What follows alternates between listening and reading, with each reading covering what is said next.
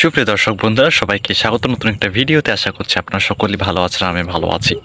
বন্ধুরা, আজকে আমরা যে বিষয় নিয়ে কথা বলবো সেটা হচ্ছে যে আমরা যদি দেশি ভেড়া পালন করি আমরা এটা থেকে কি কি বেনিফিট পেতে পারে, তার সাথে দেশি ভেড়ার দাম বর্তমানে কি অবস্থায় চলছে এবং কেমন হয়ে থাকে। আশা করছি বন্ধুরা এটা জানলে আপনাদের কিছুটা সুবিধা হবে। চলুন কথা না বাড়িয়ে শুরু করি।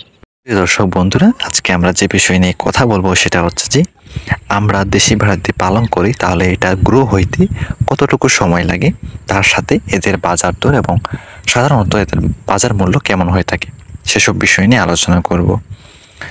বন্ধুরা, আমরা সকলেই জানি দেশি ভেড়া একটু আকারে ছোট গাড়লের চেয়ে এবং একটু এদের মূল্য কম হয়ে থাকে।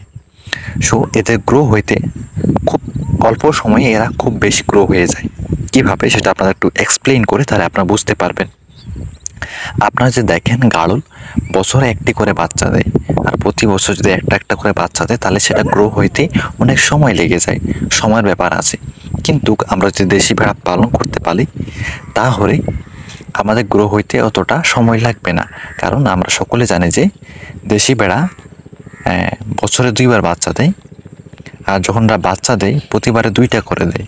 খুব কম দেখা যায় যে এরা একটা বাচ্চা দেয়, কারণ বেশিরভাগ সময় দেখা যায় এরা 2টা করে বাচ্চা দেয়। এটা হচ্ছে আমাদের একটা বেনিফিট, যেখানে আমাদের একটা পাওয়ার কথা সেখানে আমরা 2টা পাচ্ছি দেশি ভেড়া পালন করে। তাহলে আমাদের একটু লাভটা বেশি আসতেছে, মানে গ্রোটা তাড়াতাড়ি হচ্ছে। আর গ্রো হইলে তো আমাদেরই সুবিধা, তাহলে আমাদের বাণিজ্য বা ব্যবসা করতে সুবিধা হবে। আর বাজার মূল্য বর্তমানে একটু আপ অ্যান্ড ডাউন থাকে, আর যেহেতু এখন ঈদের সময় চলে আসছে তাই বাজার মূল্য কখনো চড়া আবার কখনো ডাউন হয়ে যায়। তা এক্ষেত্রে আমাদের কিছু অসাধু ব্যবসায়ী আছে যার জন্য অনেকেই সঠিক মূল্যটা পায় না। সব বন্ধুরা, এখন যদি আসি দামের কথায়, বর্তমানে গতকাল একটা কথা বলি, আমাদের এখানে একটা দেশি পাঠা আছে, তেমন একটা বড়ও না আবার তেমনটা ছোট না, মাঝারি সাইজের।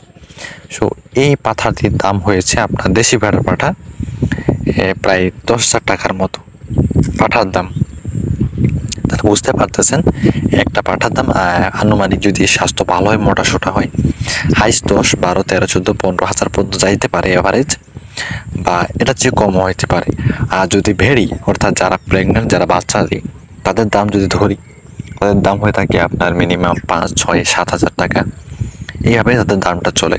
কিন্তু দেশি ভেড়াটা তাড়াতাড়ি গ্রো হয় এবং আপনার খামারটা তাড়াতাড়ি পরিপূর্ণ হয়ে উঠবে।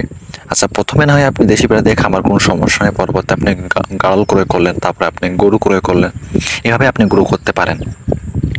প্রিয় বন্ধুরা, আপনারা যারা খামার করতেছেন তাদের জন্য আপনাদের শুভকামনা রইল। আমি যদি কোনো কিছু ভুল বলে থাকি ক্ষমা দৃষ্টিতে দেখে নেবেন। দেখা হচ্ছে অন্য ভিডিওতে। ধন্যবাদ, ভালো থাকবেন।